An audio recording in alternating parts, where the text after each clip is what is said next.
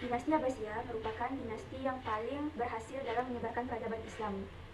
Dinasti Abbasiyah ini didirikan oleh Abu Abbas Asy-Syafi'i yang wilayah kekuasaannya itu ada di Maroko, Irak, Persia, Syria, Turki, Mesir, dan India. Kemajuan dinasti Abbasiyah dalam bidang politik yaitu membangun Departemen Pertahanan dan Keamanan yang disebut Diwan Jundi. Dalam bidang ekonomi, dinasti Abbasiyah berkembang pesat dalam perdagangan, industri, dan pertanian. Jadi itu mereka saling mengekspor ke luar wilayah tersebut. Dan kemajuan dinasti Abbasiyah dalam bidang teritorial atau ilmu pengetahuan. Yang pertama, yang diawali dengan penerjemahan dari bahasa asing yaitu bahasa Yunani ke bahasa Arab. Dan di masa ini juga orang-orang pada membangun perpustakaan sebagai pusat ilmu. Pokoknya mereka itu berlomba-lomba untuk mengembangkan ilmu yang mereka ketahui. Kemunduran dinasti Abbasiyah itu disebabkan yang pertama oleh persaingan antar bangsa. Hal itu disebabkan karena pemimpin Abbasiyah kurang tegas. Jadi itu membuat kaum Mamluk dan Bani Buaih berinisiatif untuk merebut kekuasaan. Dalam dari bidang ekonominya, pemersorotan ekonomi. Jadi itu semakin banyak pengeluaran, tapi itu semakin berkurang pendapatannya karena pengeluaran mereka itu semakin banyak, sedangkan pendapatannya itu tidak sesuai. Dinasti Mamluk adalah dinasti yang berdiri di pertengahan abad ke-13, yang dimana dinasti ini masih memiliki hubungan dengan dinasti sebelumnya, yaitu dinasti Ayyubiyah. Ada beberapa sejarawan yang mengatakan bahwa dinasti Mamluk Bahri sendirilah yang merupakan pemimpin utamanya. Ada juga yang mengatakan bahwa Syajarah Al-Durrah pemimpin utamanya.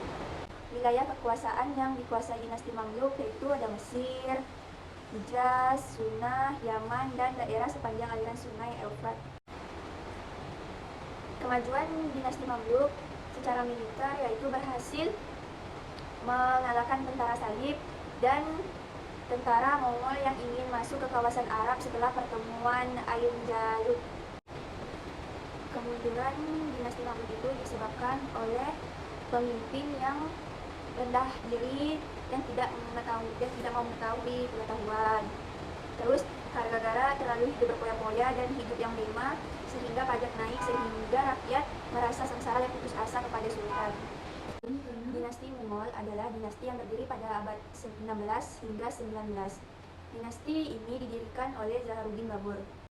Kemajuan dinasti Mongol yang pertama, jabatan-jabatan sipil diberi jenjang pangkatnya yang bercorak sama dengan kayak militer.